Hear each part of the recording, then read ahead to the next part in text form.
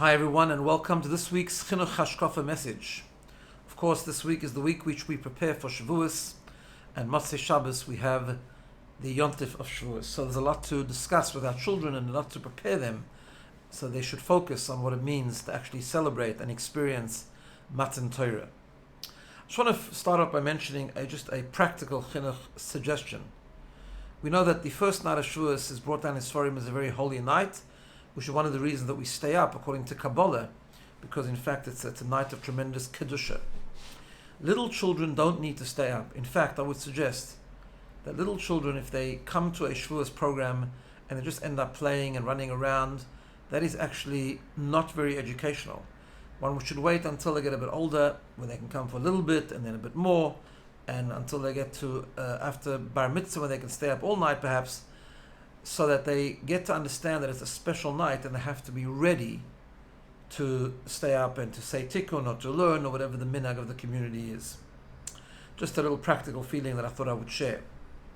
But in talking with our children about Shavuos and maybe sharing a Dvar Torah with them, every child seems to know from the very beginning of the kindergarten this fact that the Yidden said Naseh v'nishma.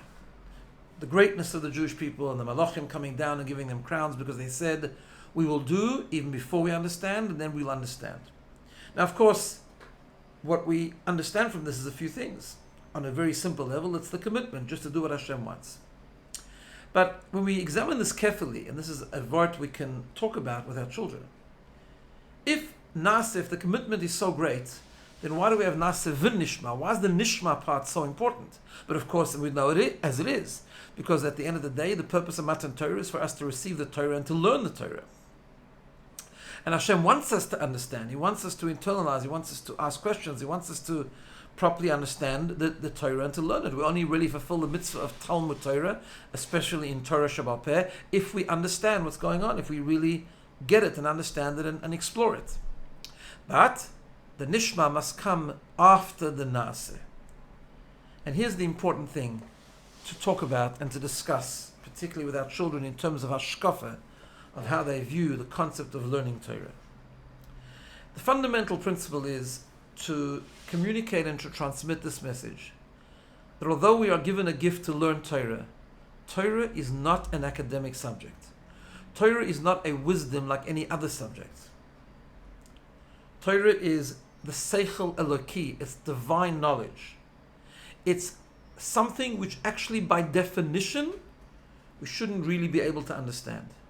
It's a tremendous chesed that Hashem has given us to be able to explore His wisdom, His chokhmah, and to be able to understand the Torah Shebechsav and the Torah Sheba'al Peh, to be able to understand a Blat Gemara, a Perek Chumash, and so on and so forth. This is a tremendous gift. And the way we learn Torah is not just to understand the subject, but it's to understand Hashem's wisdom, and through that to become connected to Hashem.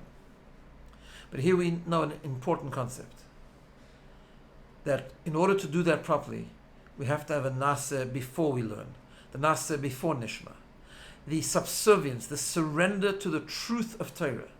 With any other subject, it's okay to argue. It's okay to say, I don't agree with what it says there. I'm going to come up with a different theory. In Torah learning, of course, we have to have chidushim, we have to go deep, and we have to come up with our own ideas, but all based on the truths of Torah. This is something so important, because children often confuse Torah with other subjects. And for example, when there's a machlokes in Gemara or a Mishnah between Rabbi Huda and Rabbi Meir, children today will often say, I think Rabbi Huda is right, or I think Rabbi Meir is right, I think Rashi is right, I think Tosfos is right. And such a fundamental mistake, and of course in a nice way we have to bring it out to them, because no, there's all concepts in Torah. And if we don't understand, if we don't understand the logic of one Tana over the other, it's for us to figure it out. One of the great things I like to tell younger children, especially as they grow older, is about the great Rabbi Akiva Eger, who was a Torah genius. And yet when he learned a Tosfos, and he had a tremendous question on the Tosfos, he would write, Lo zachisi lahavin, I haven't merited to understand what's going on yet. It is my problem. If he can say that, how much more so we can. So and the concepts of Torah are axiomatic. That concept of Torah is the absolute truth, because it's HaKadosh Baruch Hu's truth. And therefore, when we learn, we have to have the nasa. Before we learn, we have to make sure that we are completely subservient, that this is the truth. What we're going to learn is the absolute truth, which Hashem wants us to understand, and Hashem wants us to ask questions, and Hashem wants us to try and understand, and to analyze, and to compare, and to learn, and to look, and to ask, to understand why there's a contradiction between two Rambams, and why there's a contradiction between the machlokes between Rashi and Tosfos, and so on and so forth. But it's all on the foundation that this is the Torah of Hashem, and we're learning it so that we can understand something higher than ourselves, and we're learning it so that we can understand something which is absolutely true, and we just need to internalize it, understand it with our own human logic, because that is the gift Hashem gave us. Just to end off with a word which we can discuss, a beautiful word. We know that the Gemara tells us that the Orah in the Ark housed the luchos, the tablets, the Ten Commandments. But the Gemara says that in the Orah was the luchos v'shivrei luchos, both the broken pieces of the first luchos and the whole luchos of the second ones were both in the Orah. Why was it important to keep the broken pieces of the previous luchos, the first luchos?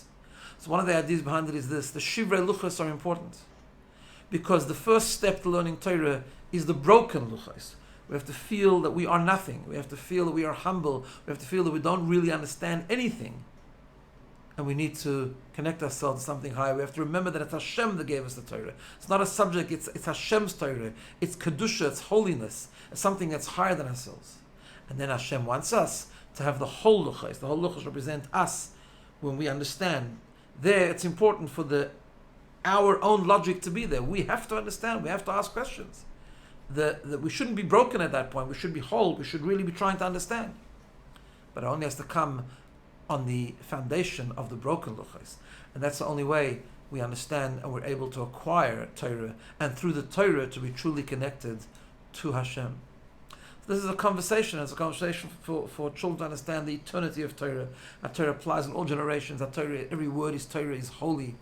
A Rashi is holy. A Tosfos is holy. A Blat Gemara, a Perichumish, a Medrash, anything. It's all part of Hashem's Torah. It's all truth and it's all holiness. It's all Kedusha. And we have to learn it with the proper respect and the proper humility. This is something that's beyond us, that we need to fit into it, not it fitting into us. And we have to learn it, and through that become connected with Hashem. I want to wish everyone a good day, a good Shabbos, and a good Yontif. Kabbalas HaTorah b'simcha u'b'pnimis.